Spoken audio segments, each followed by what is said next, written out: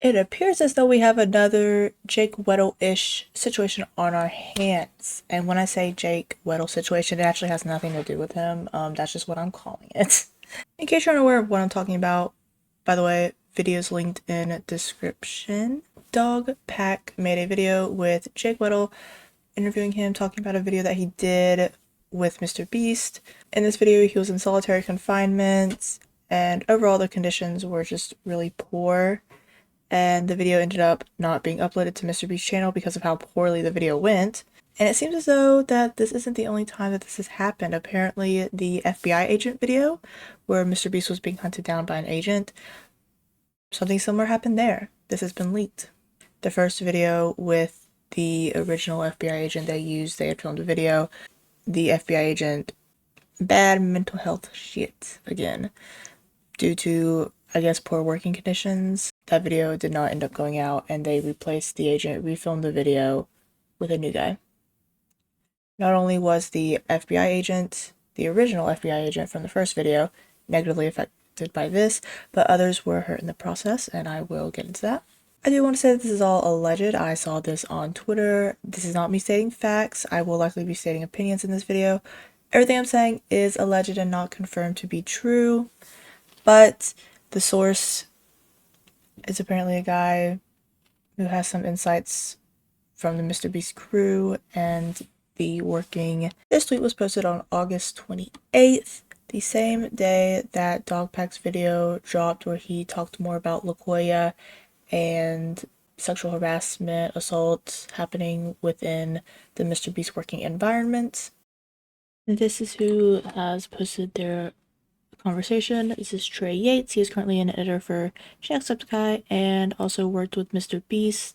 I found his LinkedIn here. Says, across multiple years of editing for some of YouTube's biggest clients, MrBeast right here. Also on his LinkedIn, it says that he worked with Horizontal Productions as a production manager full-time from January 2020 to August of 2021, which was the time frame that the FBI agent video, the original, was filmed, as he claims, on August 12th, 2021 in the Greenville, North Carolina area, which is where all of the MrBeast videos are filmed.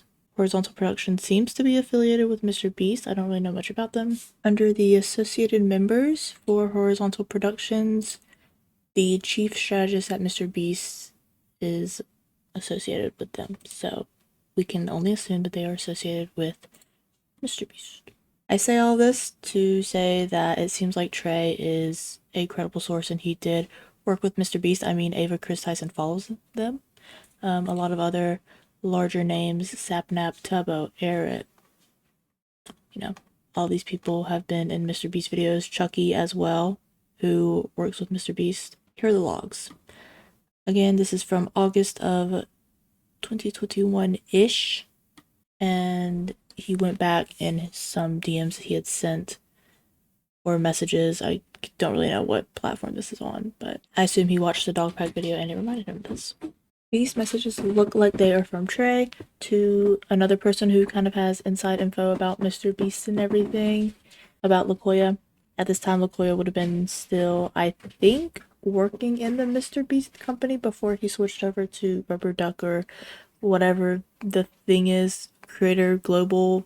I think it's Creator Global. For more information on that, links in the description. I'm not going to go into detail about Locoya and how weird and wacky he is. I'm just covering this little thing. I'm not going to read all of it, but it seems like Trey is upset about Locoya screwing up a video. This is when Beast Reacts was still a thing. It looks like he's talking about quarantine and that he didn't know that talent was in quarantine, and that is messing up the Reacts channel. I assume Trey probably worked with the Reacts channel. He says, I wasn't aware about the quarantine until there were 48 hours into it. Jimmy's taking it seriously. But on top of that, Chris, Ava, is so overwhelmed and tired from almost dying over the weekend from the FBI agent that he let me know he's not feeling like recording. The FBI agent was not vetted properly, but Locoya is not taking responsibility for it. And the other person is confused, and he says that when bad things happen, that doesn't spread through the workplace, apparently. Jimmy's been busy, not taking calls, so I assumed stuff was definitely happening, but just assumed it was the FBI filming. Again, they're discussing the original FBI agent video that was filmed, not the one that was uploaded.